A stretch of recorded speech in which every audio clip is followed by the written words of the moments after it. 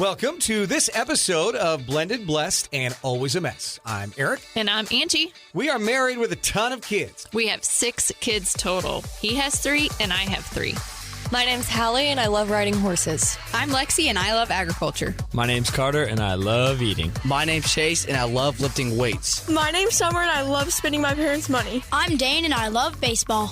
Our show is about our blended, blessed, and always a mess life. And our hope is if you find yourself in the same situation we are in, that by sharing our story, all the fun and all the mess, the challenges we are experiencing, it will give you some inspirations, laughs, and community, knowing you are not alone in this mess. We appreciate you spending time with us. Let's dive in. This episode is brought to you by Seven's Boutique, an online shop created by 2 sisters, Angie and Jess, who believe you should walk boldly, dress divinely, and know your significance. At Seven's, you'll find easygoing pieces that are cozy, classy, and made to mix and match. Think relaxed pants, cozy sweaters, and lifestyle sets you'll want to live in. Every item is handpicked with purpose, so you can shop confidently, dress comfortably, and walk boldly. Inventory is small and curated, so if you see something you love, don't wait. Visit sevensboutique.com and use the code PODCAST10 for 10% off your first order. www.sevensboutique.com. Walk boldly, dress divinely, know your significance. Welcome to this week's episode of Blended, Blessed, and Always a Mess, where we are back from our family trip. The big vacay. Hopefully you saw last week's episode with some of Angie's siblings when we were joined by Luke, Trisha, and Jesse, which was fun. I enjoyed having them on. And we thought this week we would kind of recap why we went on the trip. And it was all about your mom and dad, which is super cool. Yeah, they definitely deserved a celebration.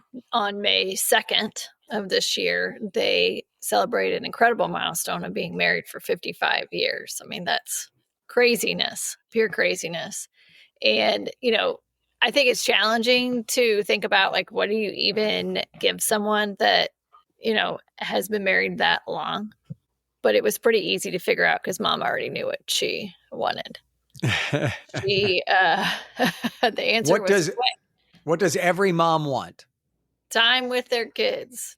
But not just time with her kids. It was in a special place because my mom loves the beach. So she wanted us to all go on a beach vacation together, which you can imagine with 7 kids, trying to coordinate something like that is also very complicated. And it had been 18 years since we had all been on a beach trip together, which is ironic because during the trip, memories started popping up from 18 years ago.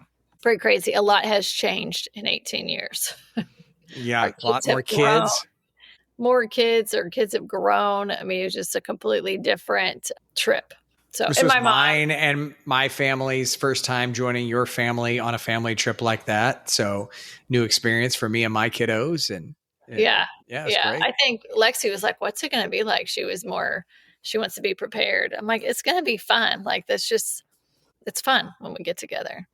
And my mom loves the beach. I think that's probably where I get some of that from.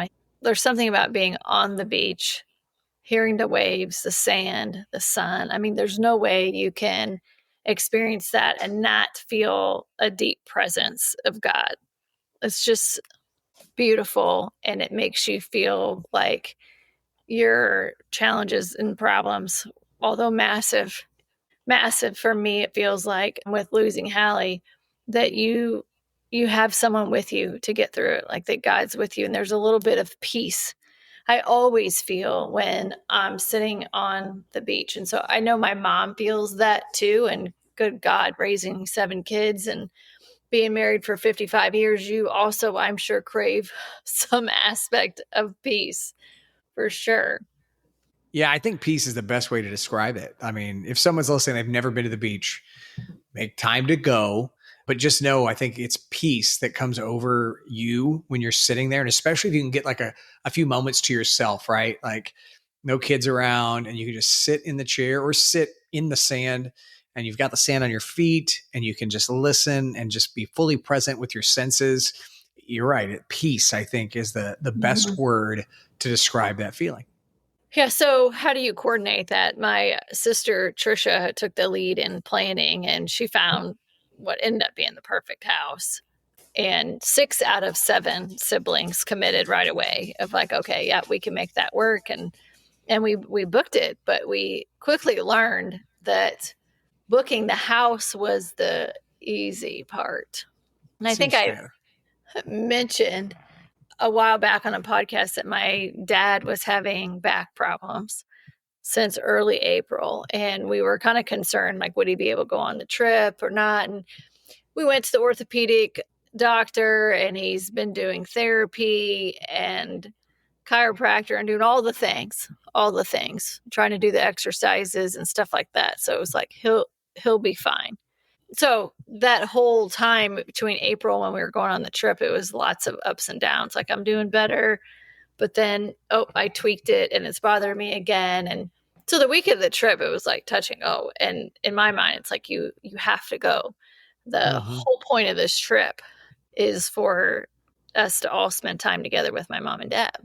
And then we also had another blow. So that was all iffy. And then my niece, who we just recently shared the gender reveal, how Hallie was a huge part of sharing what she was having, got herself a stent in the bed rest at the hospital because she's experiencing some pregnancy complications. And so my brother and his wife, understandably, on Friday, the day before we were supposed to leave, couldn't go because she got admitted that day. And that was the ride that mom and dad had. So we all pivoted, right? In big family, there's a lot of options. And my mom and dad then were going to ride with my sister Trisha, who had planned the vacation. So the morning of their departure, because we're already down there, we left on Friday and flew down there. The morning of their departure on Saturday morning, I wake up and have a text that mom and dad had backed out and my sister was on the road because he was concerned about being in a car for 13 hours and they decided not to go. I mean, it was like instant devastation. I get up, we're in a hotel room and Lexi and Summer are in there with us. I get up, I go outside the hotel room talking to them like, what is going on? Are you kidding me? Like, what? I mean, none of it felt right. None of it felt right. It was our gift to our parents. And then here last minute, 4:00 in the morning on a Saturday, they're like, I didn't go. So there's lots of tears by our kids and just, what do you do? And I knew that my mom had to be super devastated. I put myself in those shoes. I could not imagine all of my kids getting together. For the most part, we were missing a couple.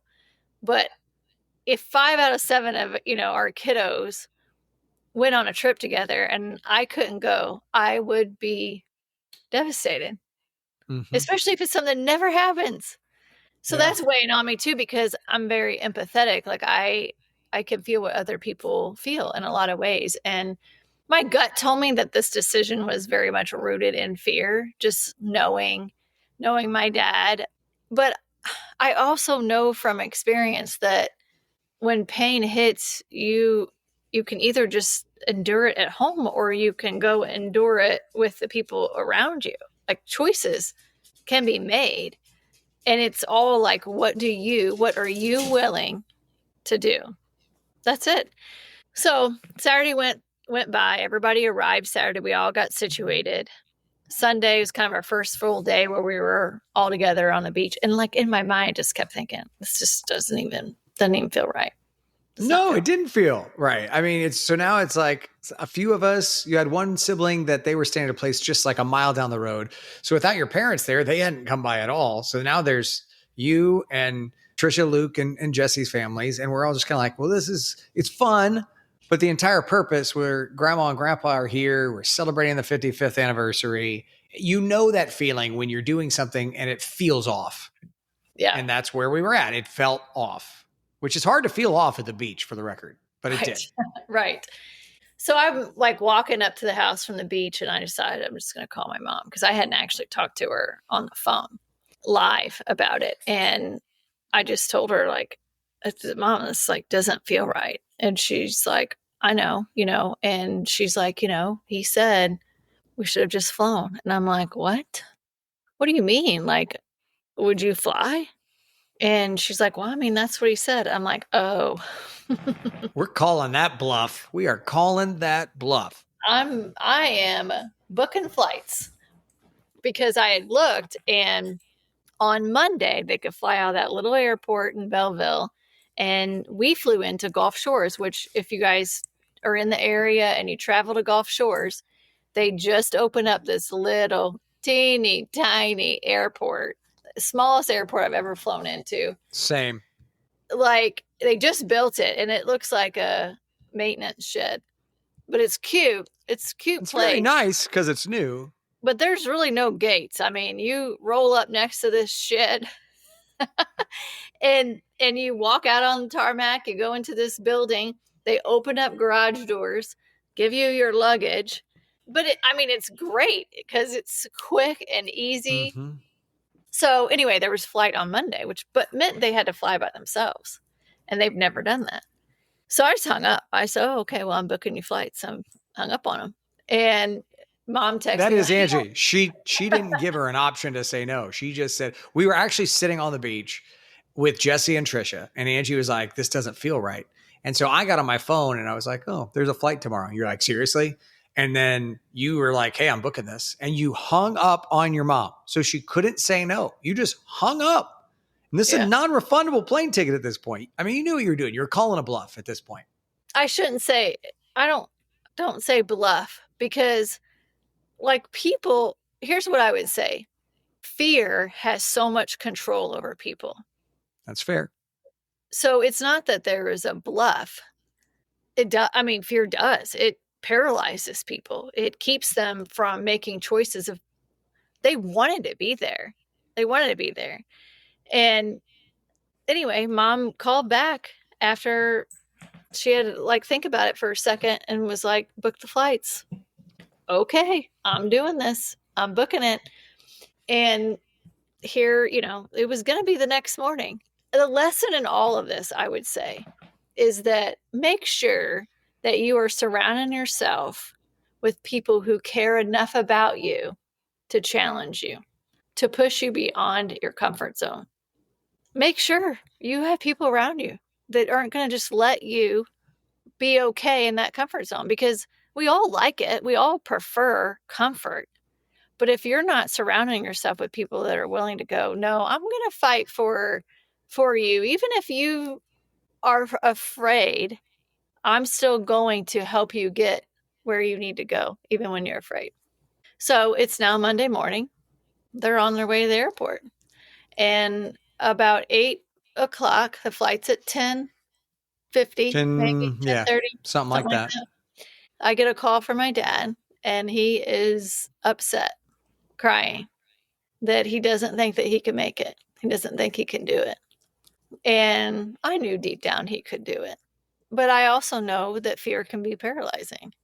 And I talked to him a little bit, and then my mom took the phone because it was hard for him to talk. And then I got a little sassy. I got a little sassy. I mean, because at this point, it's like, okay, you guys are almost there. You're almost here. And I know they want to be down there. And so I did get sassy. I won't repeat what I said, but I was very direct. About making decisions and sticking to them, and that we've got to get this back thing under control, because you can't be held back by that. Anyway, they had turned around. They were going back home. My brother had drove them to the airport, and they were on the exit ramp going home. And then my dad said, turn around. And my brother said, I will not turn back around. I'm bringing you to the airport. And they did fine. They did totally fine. And my two sisters and I, Jesse and Trisha, we drove to the airport, and we stood outside and watched the plane land. And we waited and waited. I'm like, oh God, is he not even going to be able to get off the plane? And he was one of the last ones off. And then here he comes off the plane, and Mom's nowhere to be found. I'm like, you just left her in the dust? But she was talking to another lady. She had made a friend next to her on the plane that was Shocking. also traveling with Shocking. the cane, and she had just moved down there a couple years before. And so anyway, it all after that was great. Tears flowed when I saw my dad in the airport. We've seen each other through a lot of pain and sadness, so it's weird with my dad. Like, I can just look at him and he can just look at me, and you don't have to say a lot of words. And we felt so much joy, and we've had a million laughs on that trip, and we gave them the priceless gift of time, even though it took a little bit of pushing to get them to be down there. And they were grateful. That night my dad looked at me, he's like, I made the right decision. I am glad that we pushed them to get there so that they could enjoy their time with their kids and their grandkids. So it was a really good time. Then it was happening, and it would not have been the same had they not been there. So, and that's just it. Like, life's never going to be free of the challenges. No, you have to face them. You have to go through them. So I think it's super important. You always talk about the highs and lows. That's part of it. Yeah, I mean, that will forever be there. And the trip for me, I mean, I had a lot of joy. Anytime my kids are all together, there's a lot of joy, but like, we're never going to all be together ever. Mm-hmm. And right. That part throughout the whole week is just, it's always there. That pit in my stomach, that weight of Hallie not being there, just, it's always going to be there. So what do you do with that? I mean, you just try to make the memories while you're here. And this week was all about my mom and dad's anniversary. So we decided we were going to do a little impromptu vow renewal. And it was kind of last minute. Well, we talked about doing it, but that morning of this particular day, I'm like, all right, Dad, get your piece of paper today. You're going to write your vows, and I'm going to have Mom write hers. And we're going to do a little impromptu vow renewal. Like, Aric, you're going to officiate this. Everybody had a part in it. I had Summer make the rings out of paper towels, and Carter was the DJ. So he found on the big screen on YouTube a picture of like inside of a church. So that was the background. And then he played My Dad Loves Unchained Melody. And so like, play that when Mom's walking in. And then like, what do you guys want your song to be when your little ceremony's done? And so we decided we'd play Cotton Eye Joe because my mom loves that song. Had Luke walk my mom down the aisle. Aric always makes sure that we have fresh sunflowers, especially when we're on vacation. And so, of course, we had a huge bouquet of sunflowers. And so we picked a couple of those out of the bouquet. And that's what my mom held when she walked down the aisle, but she almost like wiped out. That's like true. She tripped over a rug whenever. That was a close one. I think the cutest thing was how nervous my dad was. Mm-hmm. He was nervous before, and he was just like sitting there and it's teary eyed. And he's like, I'm like nervous. I'm like, Dad, what? But that was super cute. I just loved it. And Lexi and Summer and all the grandkids, they all kind of lined the living room. We rearranged the living room to where everybody was sitting there watching, and it was super cute. It was fun. It was a great week. It was for so many different levels. We made great memories playing wiffle ball on the beach. Your mom pitched a 5-inning shutout. Oh my God. So about that, if you guys remember the episode that we did a long time ago, probably one of our first 10 or 15 episodes, maybe. Yep. It's like titled You're the Devil. We were playing wiffle ball in our backyard. And in my backyard, we had not moved in together, none of that stuff. But Aric's over with his kids and we're playing wiffle ball. And Chase, especially at a young age, he's still like this.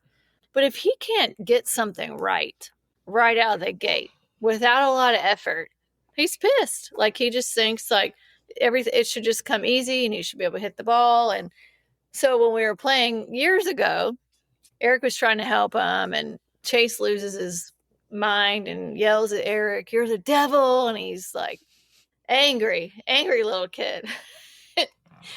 So fast forward, he's 16 and a half. He's grown a lot.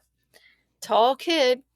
My mom had to be a pitcher in her former life because she loves to pitch. I don't She know. did a great job. Oh, she's great. And she's a lefty. And so that's all she wanted to do. She just wanted to pitch a few pitches to people. Well, she ended up being the pitcher all 5 innings because she was great. But here comes Chase up to bat. And I'm thinking, oh, dear God, all these people are watching. And he hasn't swung a bat in I don't know how long. He's going to strike out. Against his 75-year-old grandma. Grandma Alice strikes him out. Not once, but twice. And there's a video of him like, God. Like, my God, he's going to break the wiffle ball bat. So funny. That was like core memories right there. And my mom even like hitting and running the bases. And I'm like, oh my God. She loved every minute of it. Every minute of it.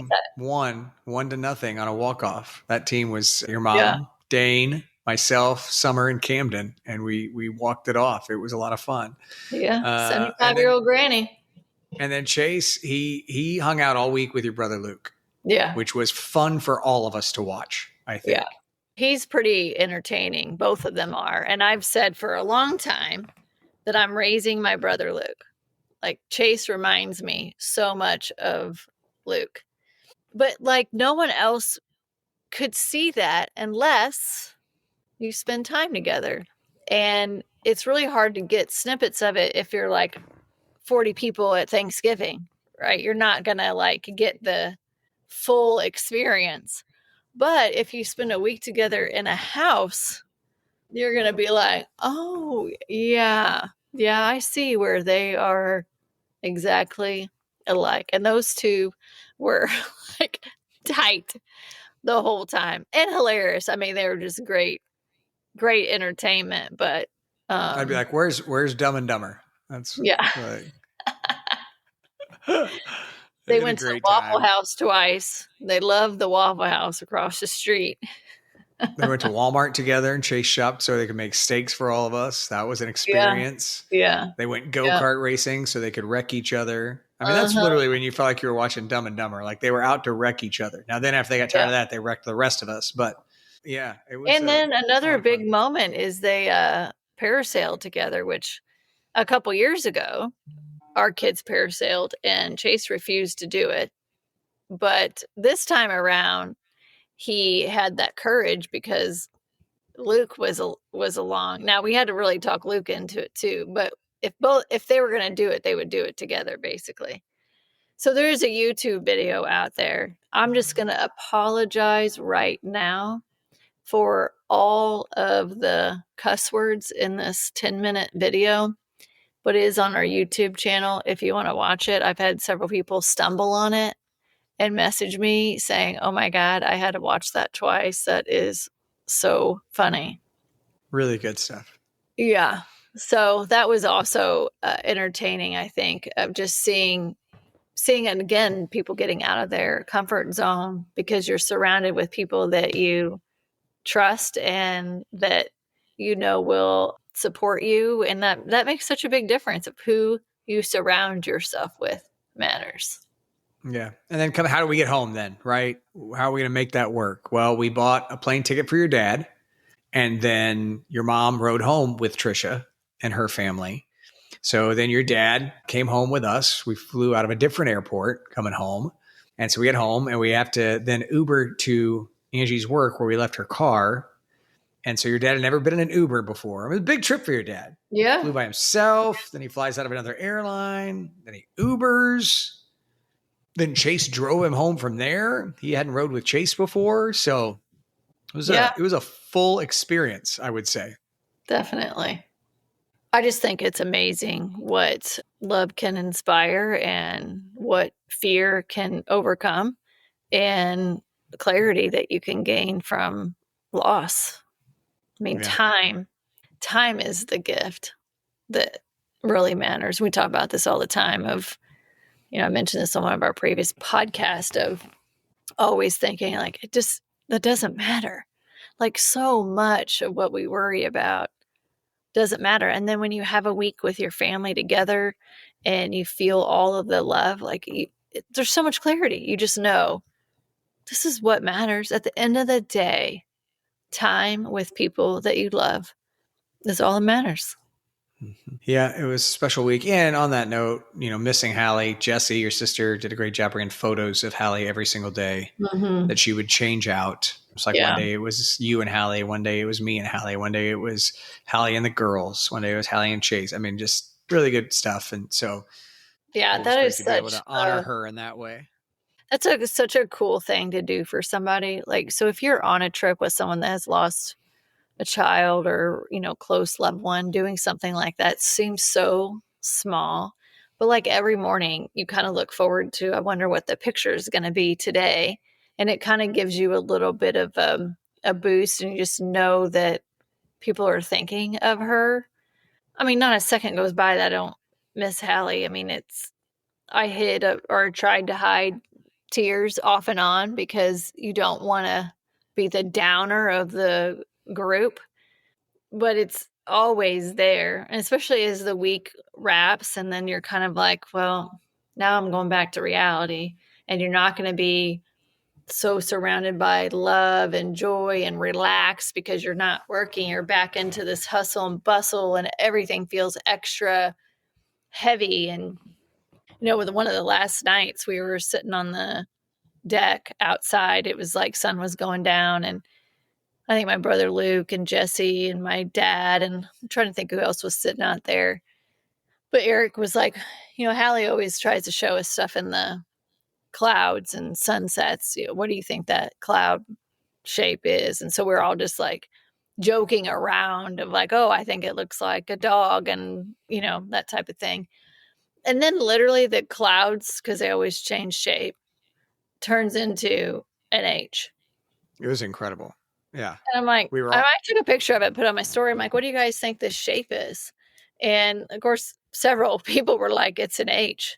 Like, yes, it's totally an H. And we watched it shift into an H as a family after it was like, what do you guys think Hallie's trying to, and then it was like, she was there. It felt like, hey, what I'm trying to say is I'm here. Look at this cloud. I'm literally making it transform in front of your faces. And that was really, really cool. So, and just briefly back to like what you were saying a second ago about sometimes when you get back to reality and it's kind of sad, you did kind of have a little bit of a hard day or so. And I think that night Summer was like, let's go get ice cream. And you were going to go, you weren't going to go, you were in the bathroom and we were leaving. And I was like, I'm sure she's in the bathroom crying right now. And I wish I could help. And Summer's like, sometimes you just got to let her get it out. Yeah. Sometimes you just got to get it out. She's like, well, let's go get some ice cream. It's going to be fine. And that's Summer getting older and like wiser and just like. Well, she's the same way. Her and I had this conversation the other day because I had asked her, she came home one day and her eyes were like teary eyed. And I'm like, are you okay? Like, okay, first of all, moms freaking know, for God's sakes. Like, when will kids realize that moms always know? And she's like, oh, no, she said something about her allergies. Well, then when we were on vacation, because you have time to sit, we had this whole long conversation about it. She's like, remember when you asked me about that? She's like, I was crying on my way home. It was just like a whole like series of things that had happened. And I'm like, why don't you share that with me? Like, I get it. And it's just hard. It's hard for Summer because at different times it just hits her. Like, I'm never going to have my older sister ever. I mean, God, what an extreme loss for her.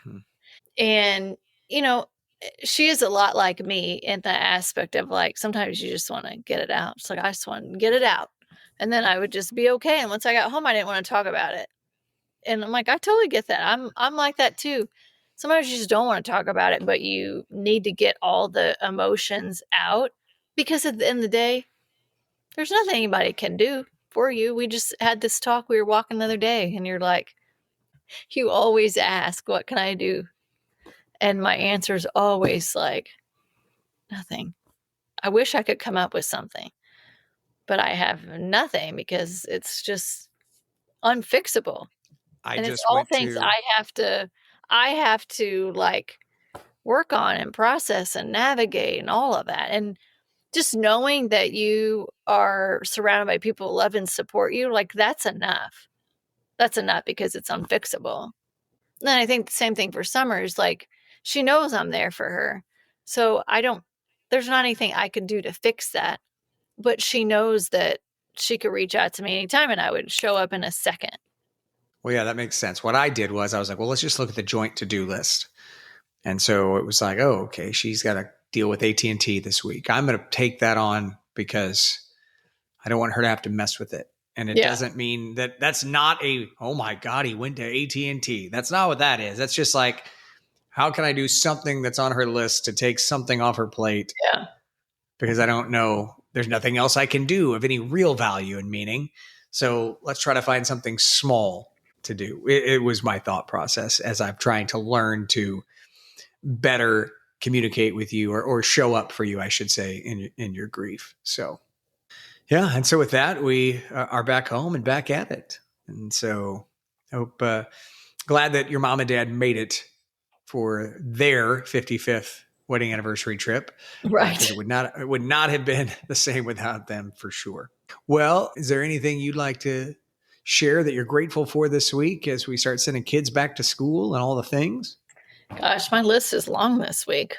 Okay. Yeah. Right. I mean, back to school. I'm grateful that you celebrated a milestone of your 1 year massive health journey. So very proud of you for that, and full year of making good choices. And I've seen you grow and evolve and totally kind of transform. And that's a beautiful thing to see. So I'm grateful that you've got the grit and determination to do that. Well, thank you. I'm grateful that Dane passed his permit because we're 1 year closer to having all drivers. So another this is going to be level an experience. for us. Oh, yeah. Yeah, back to school. I don't know if I'm grateful for the kids to go back to school because I totally enjoy having them home in the summer, but I think definitely having more of a routine will be good. Mm-hmm. I am grateful that kids are starting to go back to school. I actually have said this for 4 weeks. I'm the parent that's like, you've been home long enough, back to routine. We got to get back to it. So I know parenting is usually split on that. There's a lot of parents like Angie, like, I love having them home. And I'm like, you guys are just laying around rotten. Let's get you off to school. But no, grateful that Dane has turned 15, has his permit, and so pray for us. And if you're on the road, pay special attention. And yeah, I don't want to not address the fact that I am a year without any alcohol this week. And maybe we'll do an entire podcast of what that journey has been like, because I do have more and more people reaching out to me about that over the last several months and what that looks like. And as my trainer said to me this morning when we were working out, he's like, we forget so often, because everybody does it, that putting alcohol is putting poison into our bodies. We're slowly killing ourselves with a poison that's legal. And that did hit me some 4 to 6 months ago in this journey. We're just like, that's, for 25 years, I was putting different poison in my body. And so it is natural that your body does start to feel better as the journey goes on. And so grateful that's happened, but I'm most grateful that it happened because of the way that it's helped me to heal relationships with you and our kids, and how it's helped me to start to see how I can build even better relationships moving forward. And so I think that's what I'm most grateful for in the entire journey. But yeah, grateful for that, and grateful for the time that we had with our earthly kiddos on our trip last week. So that was special too. So that's all we have today. And so we are grateful for each and every one of you. We hope that you will follow us on our socials. You can always watch on YouTube. If you haven't started doing that, maybe you're still like me, you're old school, listening to Apple, Spotify, whatever it is, you can watch on YouTube. We'd happily have you there. And we hope that you have a wonderful week, and God bless. Thank you for listening to Blended Blessed and Always a Mess. Follow us on Facebook, Instagram, and at blendedblessedalwaysamess.com. Reach out to us on any of our social channels. We would love to hear from you. Have a great week.